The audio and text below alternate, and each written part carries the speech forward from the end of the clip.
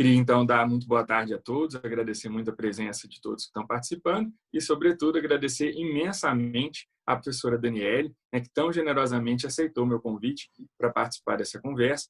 Eu ainda não tive a oportunidade de conhecer a professora Daniele pessoalmente, mas há algum tempo que eu já acompanho, né, o trabalho da professora Daniele, porque eu sou um grande fã ardoroso, né, do planejamento sucessório dentro de um contexto até mais amplo de planejamento patrimonial, é essa área que eu tenho dedicado a minha atuação e a minha pesquisa acadêmica, então, naturalmente, que não tinha como não ser fã da professora Daniele, né?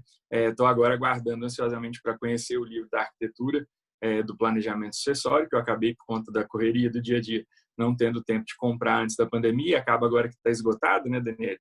Então, estou acompanhando ali a movimentação da editora, mas o livro sobre o planejamento sucessório eu tenho aqui, ele é um livro assim que faz parte do meu dia a dia, então fico muito feliz de hoje poder ter aqui a professora Daniele para conversar comigo. E, sobretudo, porque a professora Daniele aceitou muito generosamente conversar comigo sobre um assunto espinhoso do direito das sucessões contemporâneo, que é justamente o assunto do planejamento da sucessão do cônjuge, né? Aqueles que ainda não estudaram eventualmente o direito das sucessões já devem ter ouvido falar que um dos grandes desafios do direito das sucessões contemporâneo reside justamente na sucessão do cônjuge. O Código de 2002 fez alterações na parte da sucessão legítima, tentando alterar a situação do cônjuge, tentando melhorar a situação sucessória do cônjuge, mas, infelizmente, né, por problemas técnicos, né, essas alterações acabaram não sendo muito bem sucedidas, né? Sejam as pessoas favoráveis ou não às mudanças, né, no sentido da melhora da situação do cônjuge, eu acho que todo mundo concorda, né, Daniel, que a maneira como as regras foram redigidas, infelizmente, não foi a mais feliz, gerou um espaço gigantesco para a controvérsia, né? Então, hoje, quem lida com isso no dia a dia sabe os grandes problemas que há. Mesmo quando o casal, né, está de acordo, né, e quer fazer um planejamento, muitas vezes há dificuldades por conta das normas, porque, sobretudo, as normas da sucessão legítima são cogentes, né? Elas não podem ser afastadas, quer dizer, eu digo especificamente, né, as normas sobre a sucessão dos herdeiros necessários, e hoje o cônjuge é herdeiro necessário, podendo, inclusive, concorrer com descendentes na primeira posição na ordem de vocação hereditária e concorrendo com os ascendentes na segunda posição, sempre que ele tiver legitimidade ou capacidade para suceder. Então, hoje, um dos assuntos talvez mais importantes do planejamento do patrimônio familiar, ou pelo menos do planejamento do patrimônio familiar causa-mortes, né, é resolver a situação da sucessão do cônjuge em concorrência com os descendentes. E o regime que mais causa problemas por conta da redação da norma no Código Civil de 2002 é justamente o regime que, desde a lei do divórcio, se tornou o regime legal no Brasil, aquele que se aplica quando os cônjuges não fazem opção por outro no pacto antenupcial ou quando não se impõe o regime da separação obrigatória, que é justamente o regime da comunhão parcial de bens. E a quantidade de entendimentos foi tão grande sobre a interpretação das normas acerca do regime da comunhão parcial de bens, no caso da sucessão do cônjuge em concorrência com os descendentes, que, por fim, em 2015, né, e graças a Deus, Daniel, que agora já temos, né, a uniformização, pelo menos no STJ, eu me lembro que eu comecei a dar aula de sucessões ainda na Faculdade de Direito da UFMG, antes de 2015, ali pelos idos de 2012, mais ou menos, e ainda não tínhamos essa uniformização do STJ. Então, nós tínhamos problema de divergência até mesmo entre as turmas do STJ, né, e divergência interna nas turmas. Né? Então, pelo menos desde 2015, nós temos uma segurança com relação ao posicionamento do STJ, o que não quer dizer, né, que esse posicionamento seja replicado. Eu tive a ocasião, Daniela, em 2018, de realizar uma pesquisa com a professora Teresa Mafra, que é diretora da Faculdade de Direito Milton Campos, que trabalha, né, com quem eu trabalho, né, eu é que tenho a honra de trabalhar com ela, tanto na graduação quanto no mestrado, em alguns casos na advocacia. Nós fizemos um levantamento de jurisprudência de 2015. Até aquela data, a pesquisa se encerrou, salvo engano, em agosto de 2018, para verificar como que os tribunais estaduais estavam se posicionando. É claro que dentro da nossa limitação de tempo, nós selecionamos 2 tribunais por região. E até que o nosso resultado foi interessante, porque nós verificamos que os tribunais que nós selecionamos para a pesquisa, esse texto até já está disponível na internet, já foi publicado em uma revista, nós percebemos que os tribunais estaduais estavam seguindo um entendimento uniformizado pelo STJ. Mas qual que é o grande problema? primeiro, nós verificamos 2 tribunais por região e não todos, né? E depois a gente sabe que a maior parte desses casos acaba sendo resolvida em primeira instância sem que haja recurso. E a nossa pesquisa de jurisprudência se limitava a ver os casos que chegaram, né, à segunda instância. Então, em primeira instância, a gente ainda tem medo, né, do que pode acontecer.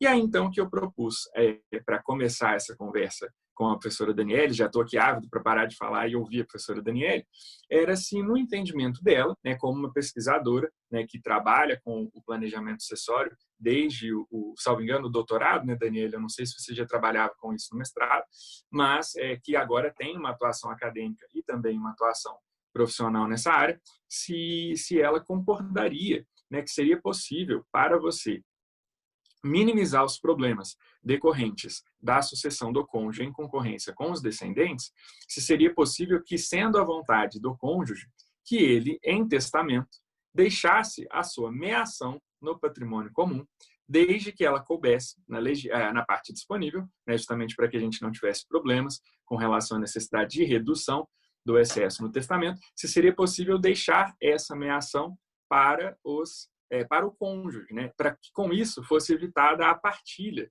né? No momento, a partilha exatamente do patrimônio comum, né? O cônjuge já teria sua meação e ele acabaria recebendo por testamento a meação do outro. É um tema naturalmente Da controvertido, disponível mas dele, né?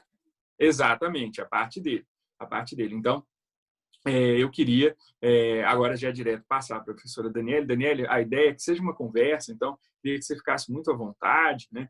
Você pode, enfim, tocar outros assuntos. Eu quero principalmente te ouvir antes de falar qualquer outra coisa. E esse é só um ponto de partida, né? Só a provocação. Então, mais uma vez, te agradeço muito a participação e pode ficar à vontade. Queremos muito te ouvir.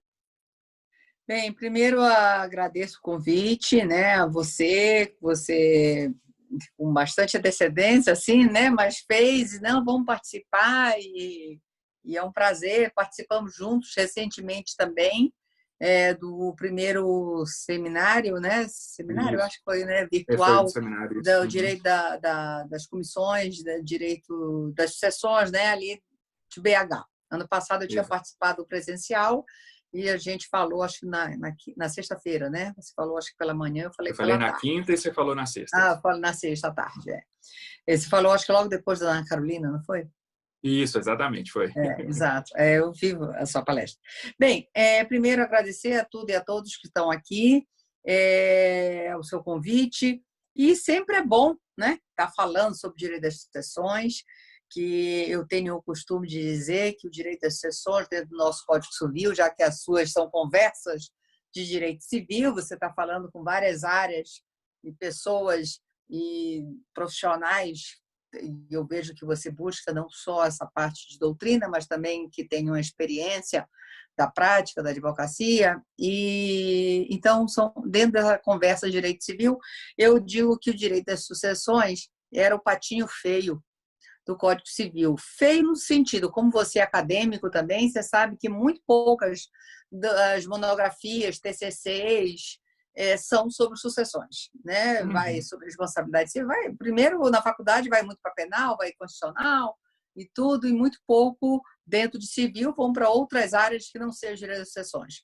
E eu trabalhei durante 10 anos na UERJ, na pós-graduação, desde 2009, lato sensu, né, ali no CEPED, com o professor Gustavo Tepedin, Direito Civil Constitucional, e onde eu tive uma experiência de muitas turmas em São Paulo, interiores do Rio e várias no Rio de Janeiro. O número de alunos que foram para as sessões é pouquíssimo. E você sabe que isso também reflete em pós-graduação, estrito sensu, mestrado, doutorado, são poucos os nomes que vão para essa área. Mas isso está mudando, né? Eu digo que o patinho feio se tornou num grande cisne que atualmente o interesse de direito às sucessões, né? Eu vi que você tem né, o hábito de chamar de sucessão de planejamento patrimonial, e eu acho que né, isso, a questão nomenclatura patrimonial sucessória, a questão é que a gente restringe. Eu acho, talvez, o intuito, antes de responder, eu acho que é importante a gente contextualizar, como você também fez, o que é o planejamento sucessório hoje e por que se busca o planejamento sucessório. Até exatamente pela sua própria pergunta me provoca isso.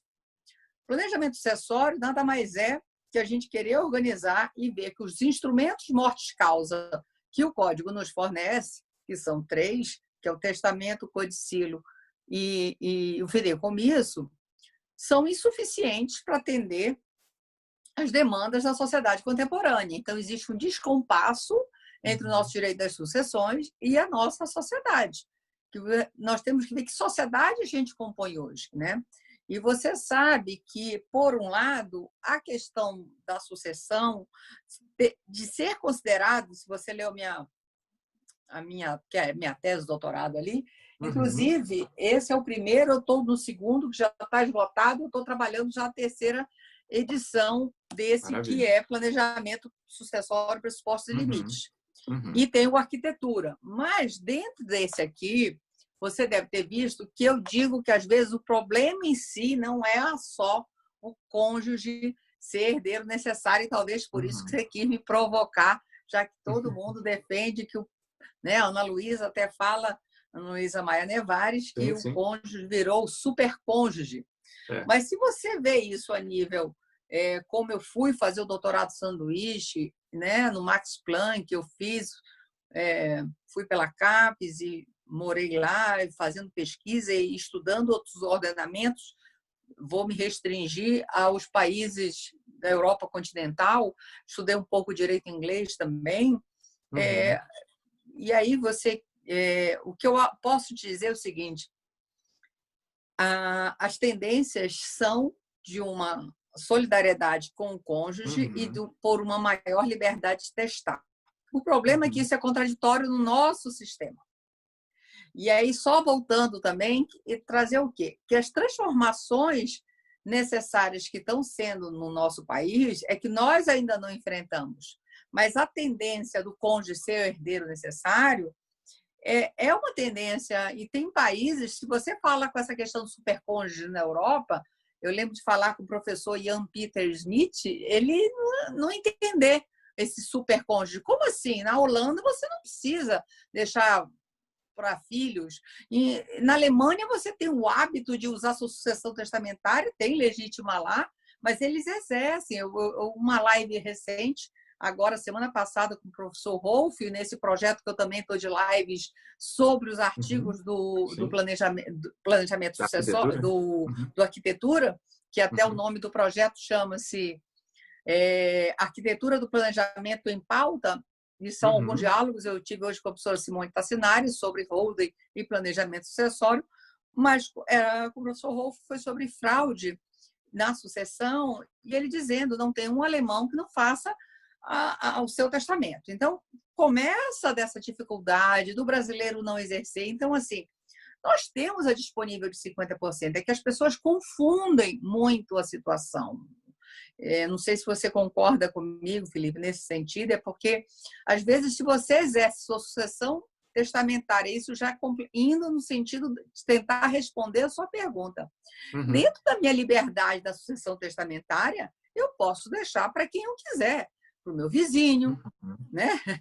Inclusive para o meu cônjuge, se for a questão, cabendo dentro da minha, como você mesmo disse, da minha disponível, para já não entrar nenhum problema de uma doação inoficiosa. Né? E aí, já trazendo só uma pílula para adorar, a questão da colação agora pode muitas vezes fazer a gente entrar numa doação inoficiosa sem querer, né? Então, só já dourando um pouco a pílula. Então, eu acho que defendendo, e não sei se você fez essa escolha dessa pergunta em função do que eu digo, que o problema no Brasil não é só a questão do cônjuge ser herdeiro necessário ou não, se foi só mesmo, porque, como você mesmo disse, desde 2015 teve essa unificação na decisão do STJ. A aplicabilidade disso, a gente sempre tem as dificuldades, até inclusive de questões que não eram para ser suscetíveis a isso, como, às vezes, você vê que quando você deixa, respeita a legítima, quando tem herdeiros necessários, e deixa dentro da sua disponível para mais um filho, que você também tem a liberdade, esses testamentos, nós temos um exemplo recente da Beth Lago, que deixou dentro da disponível mais para o filho. O filho que recebeu menos foi ao judiciário questionar a nulidade desse testamento e foi considerado não foi considerado nulo, né? Então, assim, já tive questões de audiência no sentido de questionarem, mas não pode um filho, respeitando a legítima, a divisão, e aí, fora a parte também, as minhas críticas que você deve ter lido, que eu tenho a legítima, mas eu respeito muito, e é o limite grande de um planejamento sucessório, né? Então, existe essa limitação, mas eu não quis fazer um livro com a base da minha tese num projeto de lei de uma alteração, de uma possível projeto de lei de alteração da legítima. Eu, independente, que eu fundamento bem, até então eu não via fundamentação tão bem né, sedimentada em critérios de questionar a legítima. Eu até fui para fora fazer o doutorado sanduíche exatamente para buscar na Europa, através de várias linhas da Espanha, de Portugal, também da França, da Alemanha, da Itália, Bélgica, exatamente o que eles já estão estudando há mais tempo. E estão fazendo essas ajustes na legislação sucessória, o que nós não estamos aqui no Brasil. E aí, por que é necessário essas transformações, essas modificações na legislação? Exatamente porque o mundo é outro. Se nós pensarmos que pouco mudou, mas também concordo com você, inserir o cônjuge mudou muito a questão da sucessão. Mas você tem que ver que não houve questão de discussão nenhuma no nosso Código 2002. Um dia desse eu ouvi um termo que eu achei ótimo, que o nosso Código Civil já nasceu velho. Aí diz que o nome dele é Benjamin Button, né? Já nasceu velho e está se rejuvenescendo, na verdade. Então, mas a legítima não teve uma discussão, por exemplo, em paralelo. O que teve foi lá em 1916, onde é um código proposto em 1901. Você sabe que teve 15 anos sobre discussão para ele ser aprovado. Então, ele estava retratando uma família o quê? Uma família de 1800, né? Então, e ali a questão da legítima em nada foi questionado. Já era no momento de 2002 que já estávamos passando por essa sociedade qual é a nossa sociedade hoje? Nós estamos numa sociedade globalizada, né? Nós estamos numa sociedade tecnológica. Olha aqui os meios de comunicação que nós estamos desenvolvendo e podendo estar acessível a tantas pessoas que vão depois, em outro momento, não só os que estão acompanhando aqui, mas posteriormente vão lá pesquisar, buscar sobre o tema e vão encontrar esse nosso vídeo. É uma sociedade fluida. Eu acho que nada mais né, conceito de Bauman já se discute na pós-modernidade, inclusive a questão do estado gasoso, né? Que não é retido, e eu acho que o exemplo do vírus do corona até diz isso, né? Porque é um estado gasoso, não tem barreiras, porque o fluido ainda teria de alguma forma como você reter. É um mundo totalmente consumista, né? É um mundo imediatista, as coisas são para ontem. Então, dentro desse cenário e as grandes transformações que existiram, e aí você como estudioso de direito das sucessões, quais são os pilares de direito das sucessões? Família e propriedade. Todo manual segue e não fala nem patrimônio, né? Fala propriedade. Como se o patrimônio de uma pessoa, a riqueza, né, fosse somente em bens imóveis, propriedade, como traz esse perfil de uma natureza que era assim. Concorda? Era assim. Era onde você tinha a constituir o seu patrimônio em bens de propriedade rurais, imobiliárias, né, imóveis, casas, apartamentos, era um investimento, era uma questão segura você investir em imóveis, e aonde tem toda uma formalidade de transmissão, de registro, que o mundo, hoje em dia, como é que pode ser composto seu patrimônio? Às vezes, totalmente por bens móveis. Uhum. Você pode ter uma riqueza sofisticada, um patrimônio significativo, vamos dizer assim, sem ter um bem. Então, essa questão de propriedade, então, são essas adequações que o Código das Sucessões, o nosso livro 5º do Código Civil, precisa rejuvenescer, sabe? Ele precisa estar de acordo com as demandas dessa sociedade, né? E o que é o planejamento? Nada mais é do que nós irmos em outros institutos, porque você tem um testamento que tem a sua força, todo o seu poder, mas é um instrumento aí, quando você fala em planejamento patrimonial, é um totalmente de efeito pós-mortem. Você faz ele em vida, mas você pode estar mudando, mas a eficácia dele vai ser somente pós-mortem, né? Você tem o codicílio, que são normalmente para pequenas montas, né? E você tem que nem isso é utilizado no Brasil. Nós temos uma cultura tão pouco de exercer a nossa sucessão testamentária, ou exercer a nossa vontade, eu posso dizer, a nossa autonomia, mas não na autonomia da vontade absolutista, mas assim da mudança da autonomia do sujeito à pessoa, né? Numa autodeterminação, inclusive patrimonial, né? E quando você faz essa pergunta sobre a concorrência, meio que você perguntou, já respondendo no momento que você já fala da unificação, lógico que a pessoa vai ter, sim, a liberdade dentro da sua disponível para deixar para este cônjuge, lembrando sempre que regime de bens é uma coisa, questão, efeitos sucessórios é outra. O maior exemplo disso, acho que a gente tem na questão da separação total de bens, né?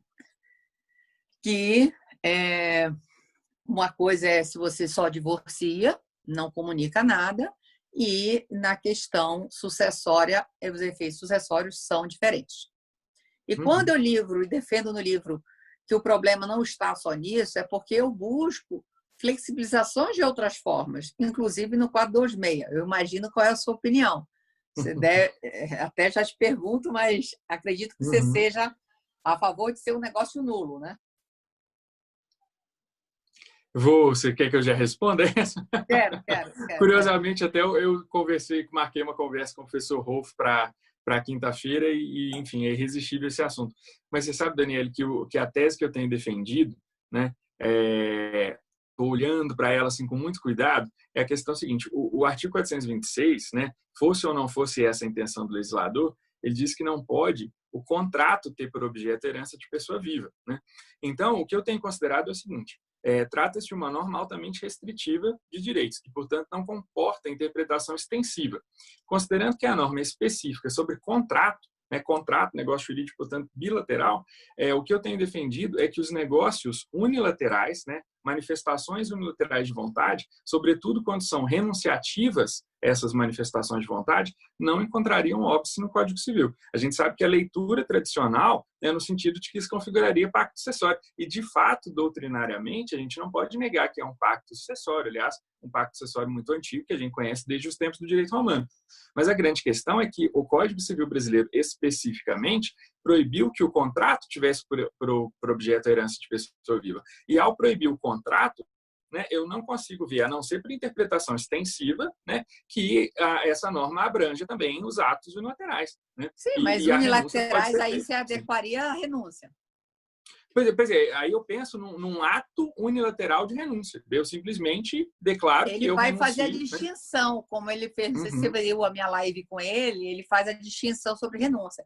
Mas eu acho que você está buscando, independente de uma interpretação mais lato, você está tentando trazer o que eu acho que nós precisamos. A gente precisa de oxigênio, a gente precisa de liberdades enquanto não tem modificações. E aí, quando eu digo que a questão do herdeiro necessário, o cônjuge ter se tornado herdeiro necessário, nada mais foi que um dedo na última liberdade que a gente tinha de autonomia.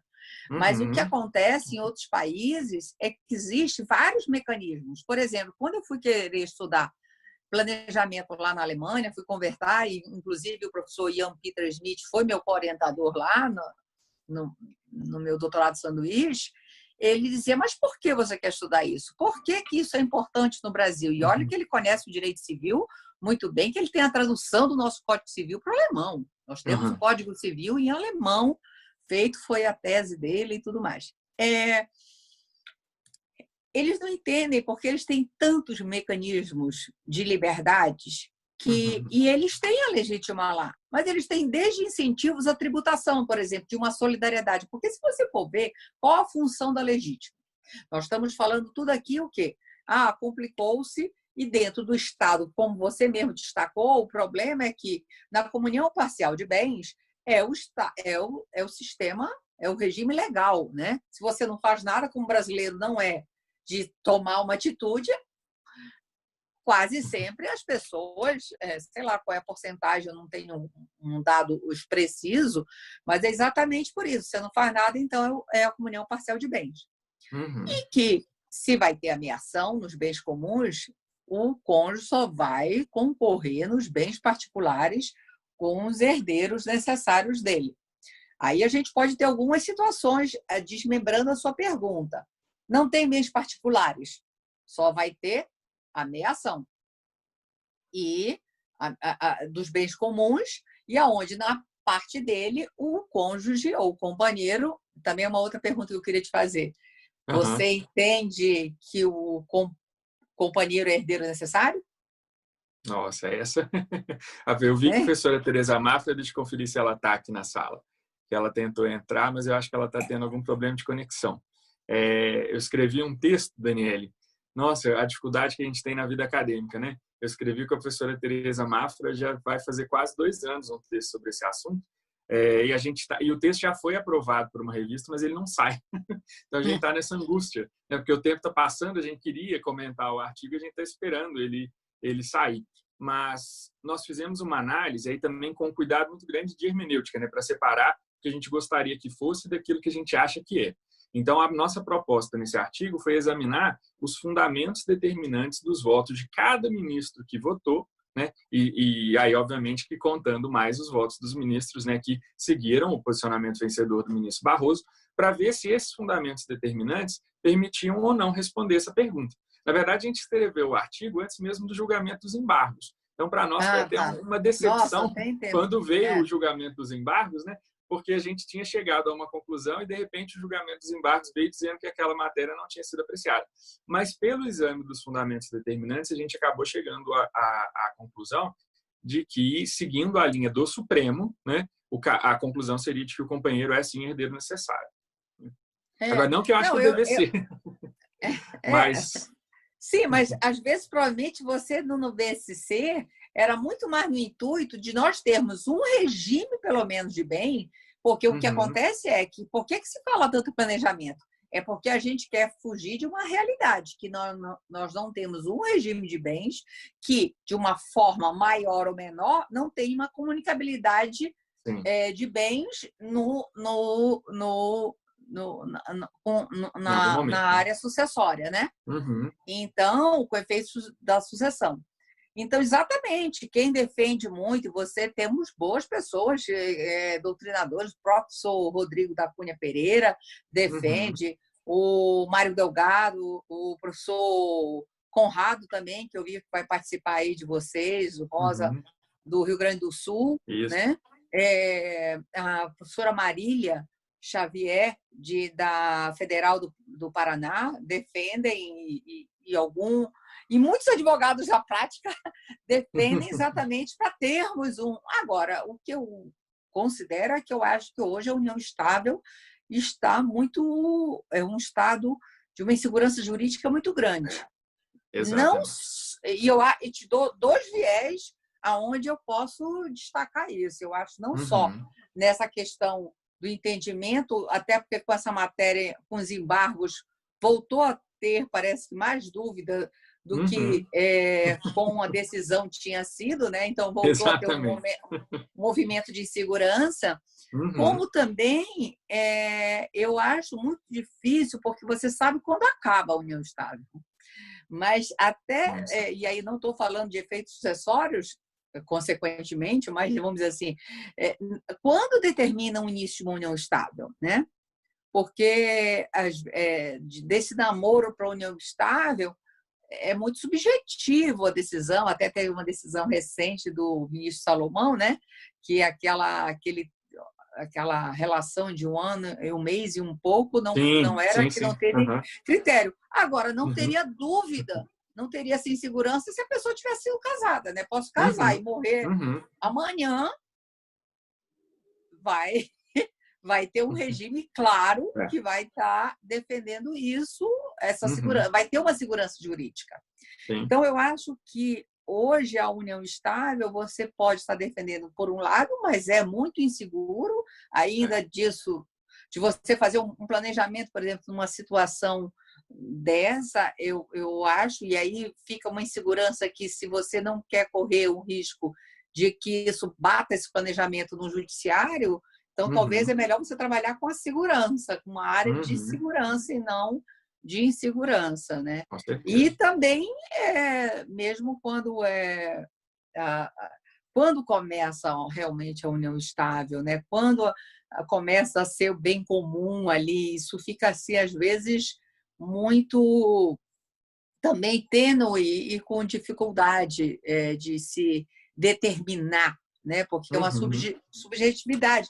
Você vê, um dia desse eu estava num casamento que ia acontecer agora em junho, eles já vivem juntos, já é uma união estável, mas eles não se consideram. Eles acham que eles são Uhum. solteiros e Uhum. que eles iam casar. Então, no casamento é aquilo. Eles não imaginam que pode ter uma união estável e que naquele Uhum. determinado momento aquilo converteu num casamento. E adiaram Uhum. agora, por conta do corona, mais um Sei. ano o casamento. Então, assim, é lógico, mais do que nunca, aquilo tá, moram juntos, compraram coisas juntas, então existem essas situações, né? É. Muito Mas bem, Daniel.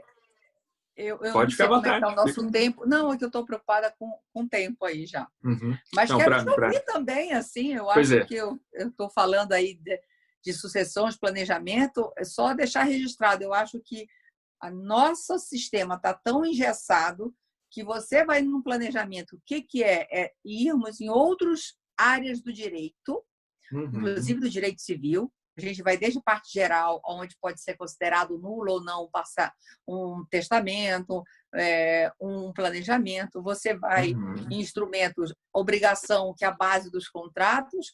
Você vai em contratos de seguro, contratos de previdência. Você vai doação, você vai para propriedade reais, propriedade, você vai para usufruto, para institutos do direito das coisas, família extremamente ligado e também o direito das sucessões. Então, você Uhum. passa num planejamento em que você vai em outras áreas para te dar uma liberdade, te dar mais opções, porque o nosso livro quinto, infelizmente, está insuficiente, ainda mais que o fideicomisso até que pode voltar a ser, né, com projeto de lei, É. voltar a ser um instituto, porque ele estava muito restrito, só depois de Uhum. 2002 também a prole. Então, assim, Uhum. nós fomos perdendo o resto de liberdade que nós tínhamos, né? Se você for ver a origem do fideicomisso, foi lá no direito romano, quando era uma época proibida se deixar para a filha. Então, você deixava Uhum. para o amigo deixar para sua filha, né? Uhum. Então, a sociedade, eu acho que ao longo da existência dela, você tem momentos de maiores ou menores liberdades. Eu acho que nós estamos no momento agora de buscar isso, porque até então a gente falou em patrimônio e propriedade, mas só dar uma pincelada, as grandes transformações e as necessidades de planejamento sucessório é como você, a natureza da sua pergunta, são as transformações dessas famílias, porque os Uhum. meus, teus e os nossos são uma realidade. O próprio segundas núpcias ou terceiras núpcias uma realidade das nossas relações. Isso não é uma família pior, não é só uma família diferente.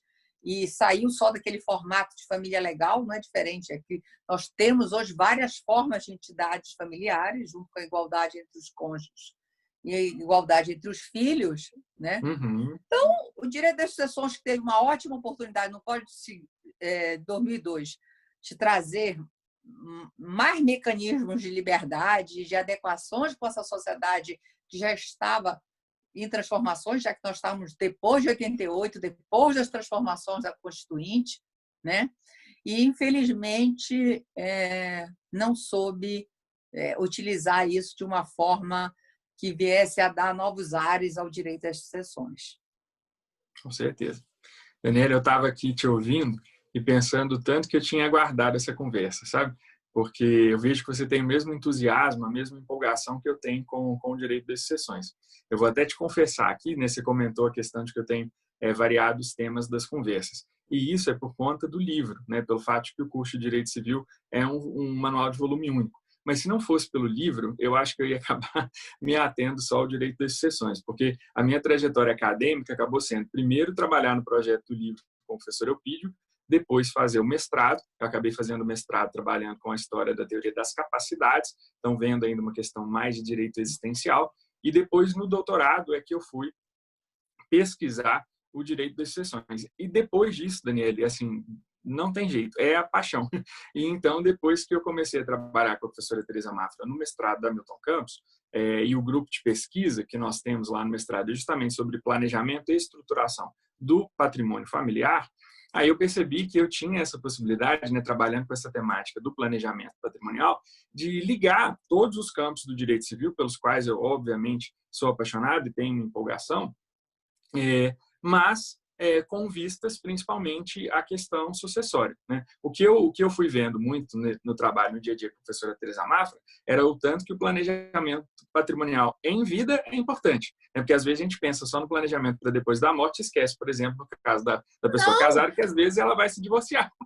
Mas é exatamente, eu acho assim, o planejamento né? sucessório fica um nome muito distante, só para o momento pós-morte. Primeiro, o planejamento sucessório é feito em vida, é uma organização patrimonial com efeitos que alguns efeitos você pós-morte. Você pode fazer todo ele em vida, lógico, alguns instrumentos, como eu estou falando, o testamento vai ser um seguro de vida, um efeito somente pós-mortem, mas que são alguns instrumentos do planejamento, mas é uma organização patrimonial. Sim, só que o que leva você a fazer isso, é que as pessoas o pensar, quando eu morrer, quando eu acontecer isso, apesar dele não gostar de pensar, mas tem. E aí, dentro dessa questão patrimonial, eu acho que está tudo dentro dessa questão de organização patrimonial, né?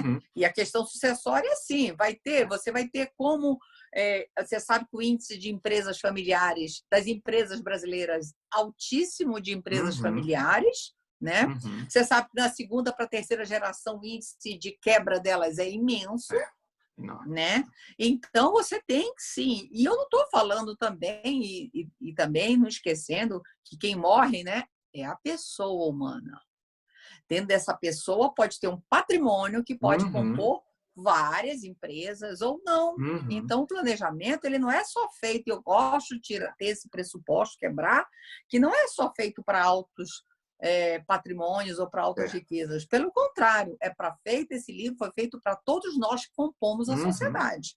E você pode ter um cardápio de instrumentos para como organizar esse patrimônio, essa transmissão de bens que vai ser.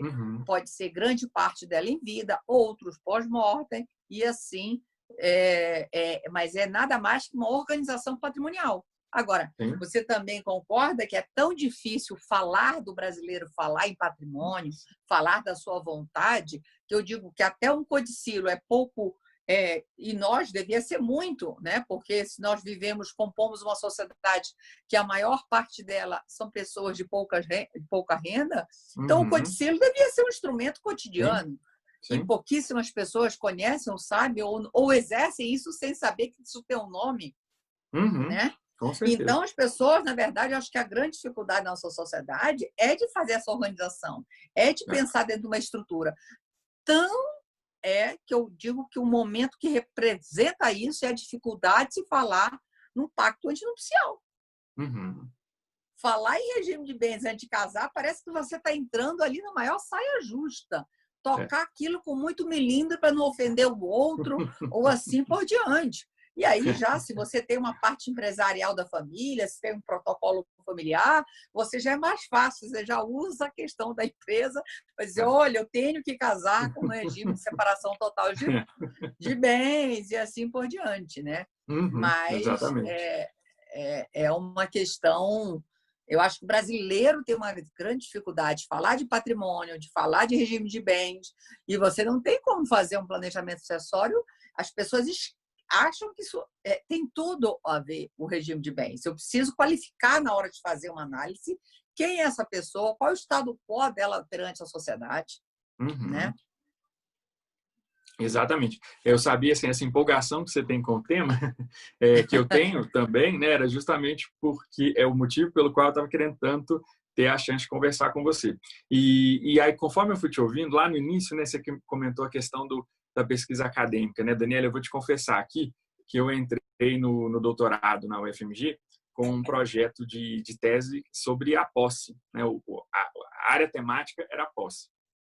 Depois que entrei, né, o meu orientador nessa época foi fazer o pós-doutorado dele em Portugal. A gente acabou tendo um certo distanciamento, mas ao mesmo tempo, conversando à distância, ele tinha muitas novidades. E aí eu acabei, de repente, nesse meio do caminho também veio o Código de Processo de 2015. Aí eu acabei mudando o projeto uma outra vez, então eu desenvolvi um novo projeto. E depois o meu orientador voltou, e aí naquela hora que eu pensei assim, agora eu vou sentar para escrever, né, já era o planejamento assim, da reta final, eu mudei de ideia. E aí eu vou te contar, você vai achar que coisa curiosa. Eu acordei um dia cedinho, eu gosto de acordar cedo, né? Ainda mais na época de Eu acho que a atividades gente fora trocou de casa, mensagem né? esses dias, eu acho que na madrugada. Pois é.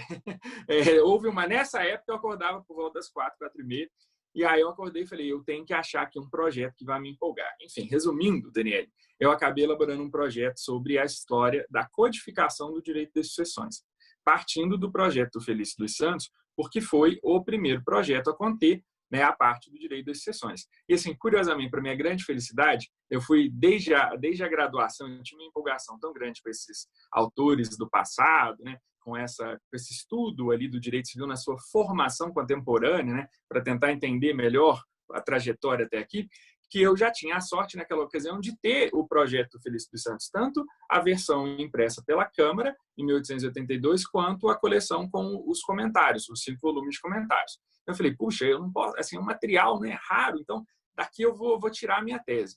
Enfim, aí eu levei para uma reunião com o meu orientador, e ele fazia essa reunião com todos os orientandos dele, tanto os de doutorado quanto os de mestrado e até os de TCC também. E aí, nessa reunião, ele falou, olha, Felipe, estou vendo que você está, em geral, muito empolgado, né? Isso fica nítido, né? Você está apaixonado pela ideia que você teve. Agora, eu não vou te desestimular, mas eu só vou te dizer que eu acho que isso daí não vai dar nada. Mas, enfim, né? Segue o seu caminho. E aí, Daniele, qual não foi a minha surpresa, né? A tese acabou ficando com 400 páginas, né?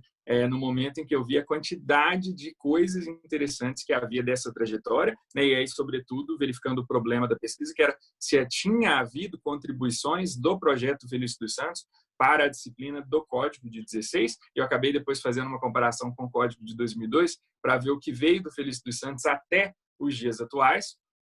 Uma das curiosidades, eu já até publiquei essa parte da tese num artigo que eu tive a sorte de ser aprovado pela RDCC, contando que a ordem da advocação hereditária, da Lei Feliciano Pena, que depois foi mantida no Código de 16, foi pensada pelo Felício dos Santos, sabe? A proposta original do Klaus Bevilacqua era completamente diferente, aliás, ela era até mais parecida com a ordem do Código de 2002, porque ela previa essa questão da concorrência, né? E aquela ordem claríssima, né? Descendentes, ascendentes, cônjuge, colaterais, linda, né? Veio do Felício dos Santos. E é natural que, óbvio que nessa época eu fiz todo o comparativo, né? Os códigos civis da Europa, o que tínhamos nas ordenações filipinas, né? E foi muito curioso. Então, eu só achei, Daniel, uma lei da província de Buenos Aires, né, que tinha essa mesma ordem. Eu não consegui descobrir se Felício dos Santos tinha tido acesso a essa lei quando ele propôs no projeto que ele apresentou essa ordem, né? Mas foi a única. Fora isso, né, você então que estudou na Europa deve ter visto a variedade, né, de ordens de vocação hereditária que a gente tem. E aquela linda do Código de 16 foi Felício dos Santos quem pensou.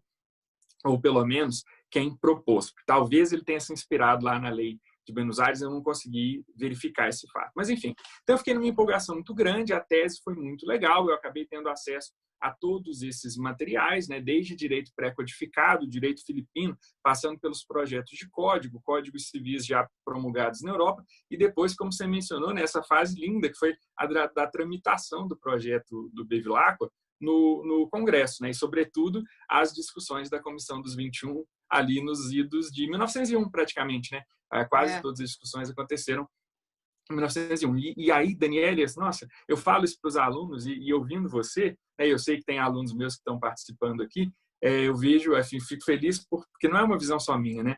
Porque no Código de 2002 não houve as discussões que aconteceram lá atrás, né? Eu me lembro que eu me divertia, Daniele, eu mandava mensagem para o meu orientador falando, olha essa fala aqui, porque as atas elas registram ali, tanto quanto possível, né, até a literalidade das discussões, né? E você sabe, Daniele, eu sempre conto para os meus alunos que quando da discussão da liberdade de testar, né, eu sempre brinco que nessa hora eu não me lembro que trecho que foi ali das atas que eu percebi que eles estavam quase brigando mesmo, estavam quase partindo para as vias de fato, de tão grande que estava o debate, tão incendiado, né? Alguns muito assim ardorosamente defendendo a plena liberdade de testar e outros, né, muito prudentes ainda, alguns até defendendo a legítima de 2/3 do direito filipino. Enfim, o debate foi muito legal. Eu tive a ocasião, então, de pesquisar esses materiais todos. E quando a gente vai pesquisar a história do Código de 2002, não aconteceram essas discussões, né? Então, isso é uma pena, porque acaba que o Código de 16 foi muito melhor, pelo menos a parte do direito das exceções, né? Ela foi muito mais discutida. Se o resultado é bom ou ruim, isso são outros 500, né? Mas pelo menos houve uma discussão muito grande. No Senado até que não tanto, mas na Câmara, né? No momento do exame da Comissão dos 21, isso eu pude ver na tese, né? Houve essa discussão tão grande. Então, pelo menos o que estava ali foi muito debatido. E, aliás, eu sempre costumo dizer, né, que o sucesso da Comissão dos 21 foi tão significativo com relação a, sobretudo, né, o debate ali da ordem de invocação hereditária, né, que em 1907, com o projeto agarrado no Senado, o senador Feliciano Pena falou, olha, não dá para ficar guardando, esse assunto aqui é importantíssimo, então vamos, por meio de uma lei, adiantar a ordem de invocação hereditária que já estava aprovada no projeto, que ainda estava agarrado no Senado, né? E aí sai a lei Feliciano Pena adiantando essa ordem. Então, assim, eu tenho uma empolgação enorme pelo direito das exceções, por esses assuntos todos, e fico muito feliz de ver que você tem também. Então, assim, eu espero ainda, torço para que a gente tenha outras oportunidades de conversar mais, de trocar ideias. E, Daniela, eu não sei se você sabe, né, porque eu treinei para perder o sotaque, mas eu sou do Rio de Janeiro também, né? Eu nasci em Petrópolis. Eu nasci em Petrópolis, morei em Petrópolis até os 19 anos, então, ainda que depois de ter vindo para Minas eu tenha treinado para disfarçar o sotaque, mas também dá uma saudade assim, do Rio de Janeiro, sabe? E você é da UERJ, eu tinha me matriculado, na verdade tinha me inscrito, né, para fazer o vestibular da UERJ, e depois, por circunstâncias da vida, acabei vindo para a UFMG, mas a UERJ e a UFRJ eram ali as faculdades que eu tinha em mira, sabe? Durante a meu ensino médio. Então, enfim, tem toda essa questão. Mas, o Daniel, só para eu te situar, né? Por que dessa provocação que eu tive? Na verdade, não provocação, né? De te convidar para esse debate. Nós temos aqui na Faculdade de Milton Campos um modelo de prova muito temido pelos alunos que a gente chama de prova RAVE. Foi justamente a professora Teresa Mafra quem criou essa denominação. Então, a gente cria um caso bem complexo, né? Um verdadeiro hard case, e damos para os alunos, né, como se tivesse sido aquele caso que acabou de chegar lá no escritório. Então, a ideia é que seja uma atividade realista. Então, chegou aquele caso, você vai ter um prazo de tantas horas para apresentar uma solução para esse caso. E aí eles podem pesquisar livremente, eles fazem atividade em grupo. Eu sempre digo, a ideia é que você se sinta ali no escritório, pegando aquele seu primeiro hard case, você tem que caprichar bastante, né, porque isso vai depender, o sucesso desse caso vai depender, né, você ter outros clientes depois, né, aquela propaganda boca a boca. E na prova que eu dei agora, recentemente, eles tinham que fazer um planejamento para uma pessoa que estava aí vivendo o distanciamento social, etc. E uma das questões que aparecia na vontade do testador era essa questão de deixar a ameação dele para o cônjuge sobrevivente. Ele não queria que tivesse a necessidade de aquele patrimônio que eles tinham constituído, né? Sobretudo porque o cônjuge havia feito benfeitorias em bens particulares, então havia essa questão, né, de esses bens integrarem o patrimônio comum. Isso é sempre uma questão delicada, as pessoas às vezes não lembram disso, durante, né, o casamento. Então, ele queria, para que fosse mais tranquilo a partilha, ele queria deixar para o cônjuge tudo aquilo que ele pudesse do patrimônio comum. E aí, muitos grupos, Daniele, me levantaram o seguinte ponto. Então, eu pensei, olha, ninguém melhor do que a professora Daniele Chaves e aí eu nem te contei isso no início, que era para eles não poderem dizer depois que eu tinha, digamos, combinado com você um posicionamento. Mas o que eles me levantaram de dúvida foi o seguinte, olha, se o entendimento do STJ de 2015 é no sentido de que o cônjuge vai participar da sucessão apenas quanto aos bens particulares do casal e que a ameação do morto no patrimônio comum, essa vai ser apenas dos descendentes, então eles disseram que entenderam que, por isso, ele não poderia, né, o cliente não poderia deixar a ameação dele em testamento apenas para o cônjuge, né? E aí o que eu levantei para eles foi, olha, você não pode interpretar essa decisão do STJ, né, ainda que esse assunto a gente sabe o tanto que ele é complexo, né, o tanto que ele causa dificuldades. Mas a minha leitura foi, você não pode interpretar essa decisão no sentido de que a ameação vai ser toda dos descendentes e que o patrimônio particular vai ser todo dividido entre os descendentes e o cônjuge, porque senão, inclusive, não sobraria herança para ser objeto do testamento, né? Então, a questão me parece que seja de valor, né? Então, na hora de você calcular, né, a participação do cônjuge na legítima, né, e dos descendentes, porque eles sucederiam ali em concorrência, você leva em conta o valor da ameação para, então, calcular quinhão na legítima e leva em conta o valor do patrimônio particular para calcular quinhão na legítima. Agora, isso não impediria o testador de, para facilitar a partilha, deixar a ameação dele dentro da parte disponível para o cônjuge, né? Então, a ideia foi essa, sabe, Daniel? Para você, obviamente, com toda a experiência, era uma pergunta muito tranquila, mas eu queria até confirmar esse meu ponto de vista, né? Porque discutir isso com os alunos. Lembrando também que na ameação dele, ele vai ter a parte da legítima dele, que aí sim é só os descendentes, mas ele vai ter a sucessão testamentária, isso dentro da ameação do cônjuge que falecido. Tem a ameação do cônjuge sobrevivente. Cônjuge, quando ele fala aqui, cônjuge barra companheiro, né? Então, aí são situações, se tem bem particulares, aí sim o cônjuge companheiro vai concorrer com os descendentes, né? Mas a questão do STJ, só que, na verdade, eu acho que a gente tem que também ver, é que poucas pessoas sabem sobre o direito das sucessões.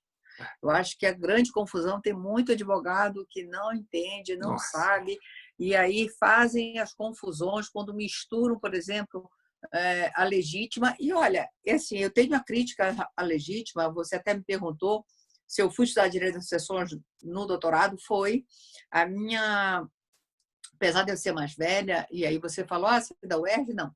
A minha formação, a minha graduação é na PUC do Rio de Janeiro, sou PUCiana, com muita alegria. E aí, quando eu fui fazer o mestrado e doutorado, eu fui para a UERJ, né? E no doutorado, assim, tanto no mestrado eu já fui fazer pesquisas fora, que eu acho que sempre é enriquecedor, se tem muitos alunos aqui, eu acho que sempre é uma coisa que vale muito a pena. Eu, enquanto estava no mestrado, eu fiz uma pós na Universidade de Camerino, né, na Itália, uma pós-graduação. Na Itália, eles não têm mestrado, eles têm pós-graduação lato sensu e tem doutorado, né? E eu fiz já no mestrado. Nessa época, eu lembro, em 2006, eu estava com uma pós de Direito Privado Patrimonial da PUC, inclusive onde eu era monitora, eu estava com mestrado e com essa pós na Itália. Era assim, trabalhos em cima de trabalhos acadêmicos que tinha que entregar em função das avaliações, das disciplinas e tudo. E quando eu defendi a minha dissertação do mestrado, primeiro defendi essa da PUC, né, Direito Privado Patrimonial, que é uma especialização, o mestrado eu tinha que defender a da Itália. E até então, dentro desses temas, da minha monografia do meu TCC foi sobre a culpa na separação. Inclusive, eu lendo um artigo teu, eu vi falando do entendimento, que não, né, a doutrina não aceita mais esse critério da questão, e era já nessa época já era uma crítica a essa questão da culpa. Depois eu fui nessa pós, que era Direito Privado Patrimonial, não tinha nada existencial, e como eu tinha um pouco essa linha, eu fui para um trabalho de seguros de danos à pessoa, né? E aí no mestrado eu ainda fiquei em direitos da privacidade, foi privacidade e seus limites, numa área existencial. Na Itália também foi direito de imagem, era um artigo comparativo do nosso artigo 20 com o artigo 10 italiano, no ambiente virtual. E quando aí eu fiquei, eu acho que uns 2 anos sem estudar, entre o mestrado e o doutorado, e aí eu quis mudar. E aí comecei a estudar o direito das sucessões e comecei a estudar testamento, legítima, e como que o estudo vai fazendo nós abrirmos. Né? Eu comecei completamente querendo acabar com a legítima e tal. Hoje em dia eu vejo de uma outra forma, acho que é necessário uma revisitalização dela, uma revisão dela, com certeza, mas e eu sempre gosto de lembrar, a legítima ela não tem tutela constitucional, o que tem é direito de herança, artigo 5º, inciso 30. A legítima, e você sabe que na época do processo do Código 16, teve no Senado, né, emendas para a liberdade de testar, e que acabou não... Então, assim, realmente teve muito mais discussão sobre essa questão lá no Código 16 do que agora no Código 2002, que a gente sabe que é um código que já nasceu velho, que é um projeto de 70 e que foram adequando. A gente sabe que isso, por exemplo, você vê a união estável. Direito da sucessão da união estável está no direito de família e não no direito sucessório. Né? É o maior retrato, porque a Constituição de 88 foi depois desse projeto de 70, veio com as transformações constitucionais e que foram revolucionárias no direito das famílias, e esse eu acho que é um retrato que mostra bem isso, que teve foi emendado e não teve, eu lembro, na época eu estava na faculdade, na época da mudança do código, eu formei em 2004, então, assim, para você ver que como que vai entrar, não vai entrar em vigor, era aquele maior suspense de como fazer, não sei o quê, como a sociedade não discutiu isso, e está aí posto, né? E eu acho assim, outros momentos do código que tiveram avanços e coisas boas, muito pouco foi para a área da direita. Muito pouco, não. As poucas mudanças vieram, às vezes, mais para complicar e tirar mais liberdade do que de avanços no sentido de trazer uma legislação mais de acordo com essa nossa sociedade contemporânea. Né? Então, e já te falo, outras horas, quiser conversar, outros temas, estou super à disposição. E o planejamento sucessório já vem o terceiro volume, a terceira edição. E o arquitetura, que realmente tem a primeira edição, essa segunda aumentou 10 artigos da primeira para a segunda, está uma obra bem completa. E ela não vou saltar a terceira edição tão cedo, não, porque ela é muito nova, ela é de setembro, desse congresso que teve aí em Belo Horizonte ano passado, Direito às Sucessões. Eu lancei a segunda edição lá. Foi 19, se eu não me engano, de setembro. Então, é um livro que não tem nem 6 meses, não, tem mais de 6 meses, mas muito pouco tempo. Então, eu não penso esse ano trabalhar com a segunda edição. Eu estou trabalhando num outro projeto aí, mas nele, então, assim, as pessoas podem comprar tranquilas, que eu só vou trabalhar a terceira edição dele, acho que lá para o segundo semestre de 2021. Então, porque ele está muito fresco, recente, claro, as pessoas fizeram atualizações necessárias em setembro, então também não é tão assim volátil, e as pessoas têm muitos compromissos acadêmicos, as pessoas todas que integram o livro são, né, muito ocupados com eventos, congressos, mesmo que seja à distância, publicam muito, têm muitos livros, advogam. Agora, nesse momento de pandemia, né, que as pessoas estão trabalhando muito home office, nós estamos tendo essa oportunidade às 16 horas, às 11, por conta dessa comodidade. Mas eu pretendo também seguir com a série dessas lives, que é esse projeto Arquitetura do Planejamento em Pauta. Lógico, no momento que sair, mudar, às vezes, o horário, fazer algum ajuste, mas continuar, porque eu tenho muitos autores ali, tem muito a se discutir, a conversar, e trazer uma área. Eu acho que, assim, se o brasileiro tem uma dificuldade cultural, né, de não pensar, seja em questões patrimoniais, que parece que é até culpa ter patrimônio, né? Como se fosse um problema, ou exercer sua vontade, ou determinar, pensar. A questão da finitude entrou dentro das nossas casas, né? Se você não pensava, hoje em dia não vai ter uma pessoa que não saiba de alguém, um conhecido que veio adoecer ou veio a morrer por coronavírus, né? Então, essa questão só suscita as pessoas a se organizarem patrimonialmente, fazer esse planejamento, essa reestruturação patrimonial e em vida, né? Quanto mais cedo, e conversado. Eu acho que é muito necessário se falar sobre as vontades, porque quer, ver se às vezes a vontade do autor da herança é o que o herdeiro vai querer.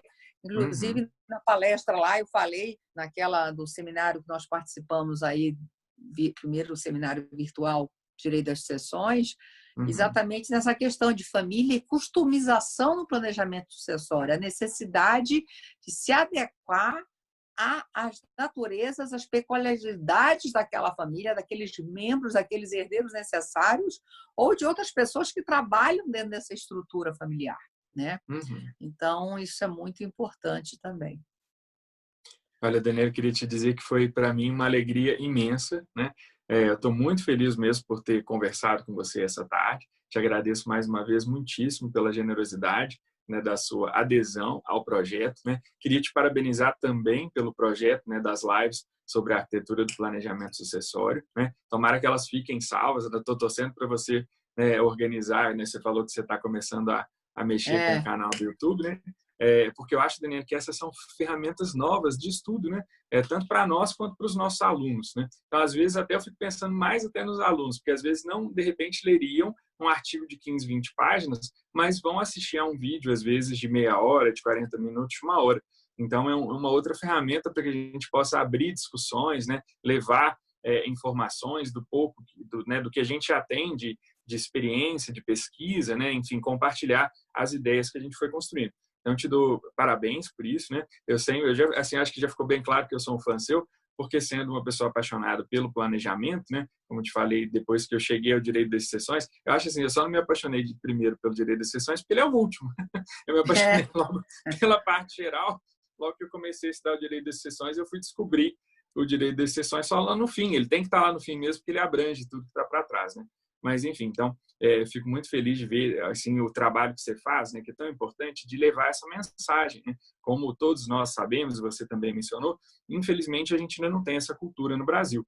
Então, acho que todo o trabalho que a gente puder fazer, seja agora por meio das lives, seja por meio de artigos pequenos que a gente publica em blog, né, ou de trabalhos mais completos, mais robustos, né, como são os seus 2 livros, né, toda a informação que a gente puder levar é muito importante, porque o fato é que é inegável a importância de planejamento, né?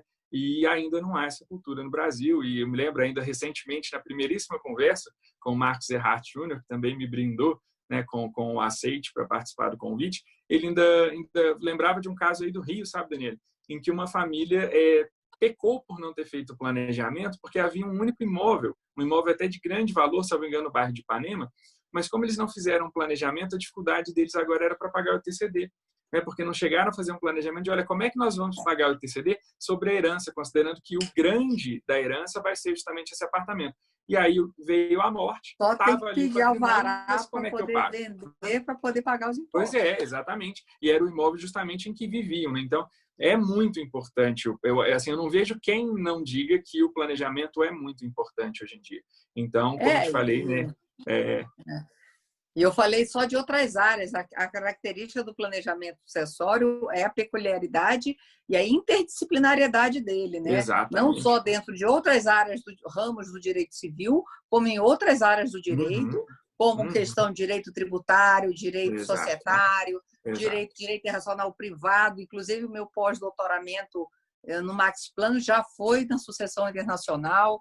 Então, assim, eu fico muito feliz de ver que a minha tese, Planejamento Sucessório, Pressupostos e Limites, que é o livro que você tem, a primeira edição, como que eu já abordo questões ali sobre a flexibilidade do 426, a crítica legítima, trazendo uma tendência, o planejamento sucessório vertical e horizontal, a questão de bens fora do Brasil, essa sucessão internacional, e aí no pós-doutoramento eu já fui estudar um pouco mais sobre essa questão, sucessão internacional, que o mundo é tão outro, que também para o direito internacional privado, as relações familiares e sucessórias são complexas, são outros fatos que não aconteciam antes lá, né?